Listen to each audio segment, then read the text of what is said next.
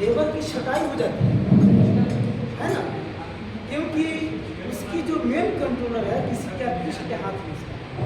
और ये जब होगा, जब प्राइवेट गवर्नमेंट का होगा सिस्टम, तो उस वक्त कैपिटलिज्म के हाथ में नहीं रहेगा व्यवस्था, किसके हाथ में रहेगा? कोऑपरेटिव के माध्यम से, आम जनता की व्यवस्था। तो वो जो प्रॉफिट कहाँ जाएगा उसका, सब लोगों में डिस्ट्रीब्यूट हो जाएगा, समय कम देना पड़ेगा। और कैपिटलिस्ट के हाथ में रहेगा तो प्रॉफिट उसके पॉकेट में चला जाएगा। ये बात है ना, समय कम देना पड़ेगा मजदूर। अब यूपी आईएफ का क्या उद्देश्य है? ये बहुत ही व्यापक है। इंटेलेक्चुअल फेडरेशन का उद्देश्य इतना व्यापक है कि आप अगर वास्तव में जितने प्रकार की बुद्धिजीवी हैं, अगर इसको ध्यान में रख करके काम करें तो बहुत बड़ा काम हो सकता है, बहुत बड़ा काम हो सकता है। इसमें क्या क्या है ऑब्जेक्ट? इसका तो पहला डिमांड है कि इनकम टैक्स को एबॉलिश किया जाए, इनकम टैक्स नहीं लगेगा, ठीक है ना। किसी ने हमसे प्रश्न किया अगर इनकम टैक्स नहीं लगेगा तो सरकार रोजगार किससे देगी? यहाँ इनकम टैक्स की बात हो रही है, यहाँ पर हाउस टैक्स नहीं है,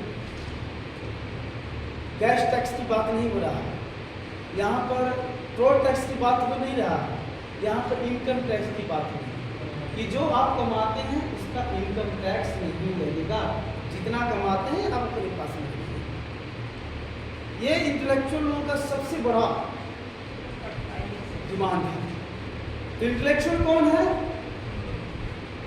डॉक्टर, इंजीनियर, एडवोकेट, शिक्षक, ये इंटेलेक्चुअल में आते हैं, है ना।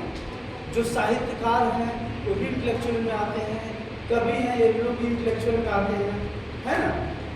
और जो अपनी बुद्धि के सहारे से काम ले लेते हैं इंटेलेक्चुअल। बुद्धिजीवी का मतलब बता, जो बुद्धि के सहारे से जिसकी जीविका चल रही है, सीधी सीधी बात है ना, जिसकी जीविका बुद्धि के सहारे चल रही है ना।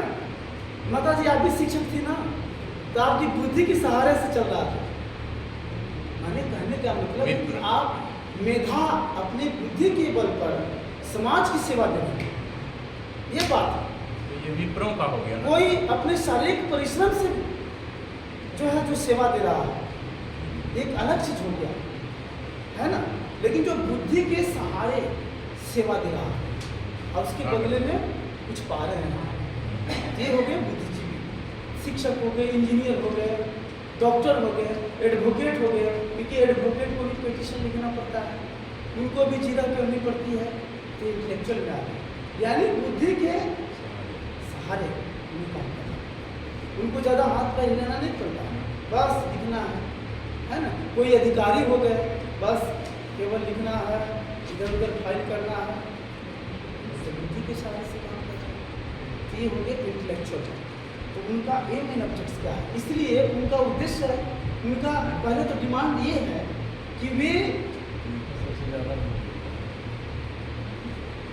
इनकम टैक्स को पहले एबॉलिश करेंगे, इनकम टैक्स नहीं लगेगा। दूसरी बात यह है कि बाबा ने एक आंकड़ा निकाले थे उस समय, बोले कि इनकम टैक्स जितना आता है पब्लिक का, उसको कलेक्ट करने के लिए एक आयकर विभाग है, उसमें इतने कर्मचारियों की बहाली होती है, उस पर गवर्नमेंट को बहुत ज़्यादा खर्च करना है।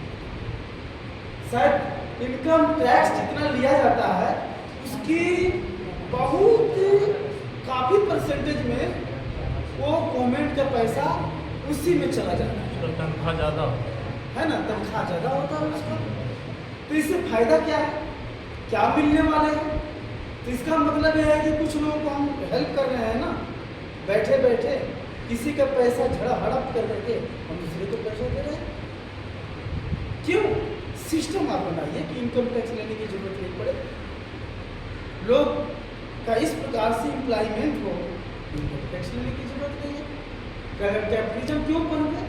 वैसा सिस्टम बनाए, इसलिए तो प्राइवेट गवर्नमेंट की जरूरत है। तो सरकारी व्यवस्था कैसे